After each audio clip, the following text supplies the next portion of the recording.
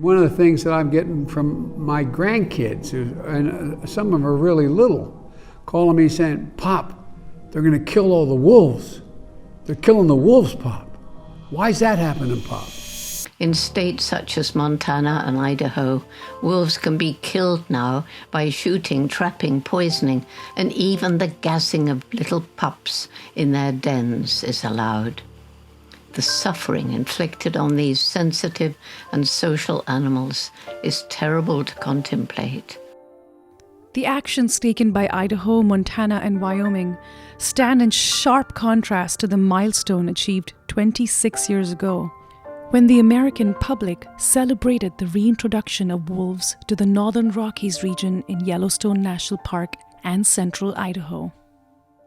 We must take action now to prevent the second eradication of wolves in the West.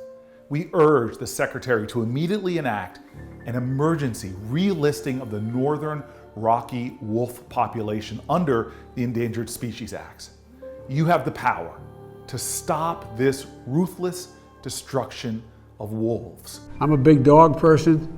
Every single species of dog, every single breed has come from the gray wolf.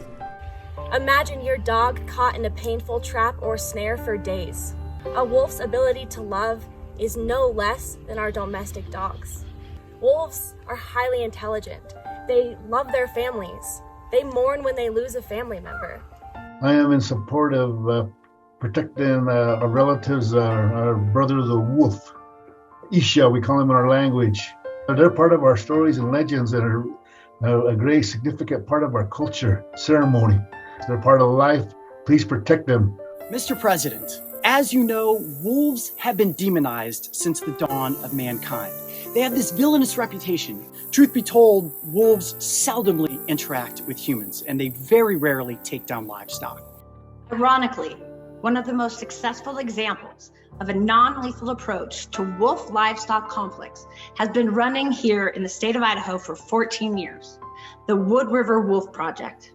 This project is a collaboration of community members, livestock producers, NGOs, and county, state, and federal agencies whose mission is to promote wolf-livestock coexistence. In 2003, Timberline High School's outdoor club officially adopted the Timberline Wolf Pack, and we have been tracking them with biologists on public lands ever since. Since the enactment of Senate Bill 1211, we have witnessed the inhumane slaughter of our innocent wolf pups and almost every individual in the Timberline Pack. Their senseless murders were both unethical and barbaric. This approach to wolves is not fair chase hunting practices. If this eradication of wolves continues, it will be a major black eye on the future of the American public's perception of hunting. What's happening now in Idaho and Montana isn't hunting. It is pure, unbridled cruelty. Anyone who participates is no hunter and certainly no sportsman or woman. Any individual or organization that doesn't speak out in clear opposition is no conservationist. When I heard that the U.S. Fish and Wildlife Service is planning a 12-month review of the effect of delisting wolves in the Northern Rockies, I was horrified, because this means that the ongoing cruelty could be sanctioned for a whole year.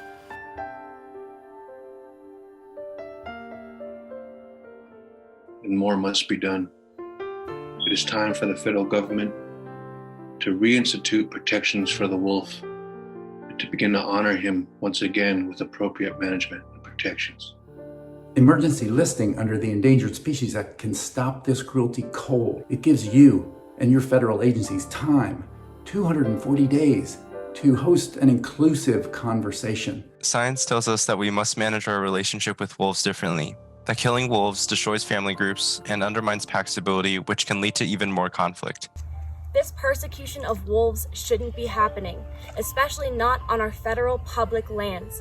Our lands should be managed based on good science, not 19th century brutality. This is not just mismanagement. This is ecocide.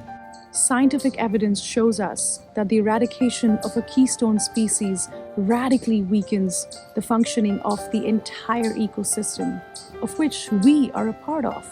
President Biden, Secretary Howland, what we do here affects us all. The world is watching. What is our legacy going to be? Without these predators, we don't have a proper balance to the ecosystem. And the more that they're destroyed, the worse it's going to be for our planet. So please, we're asking you, get involved and help stop the unnecessary hunting and poaching of these important predators. Thank you, Mr. President. I know that our words will be heard. Wolves need us to howl for them.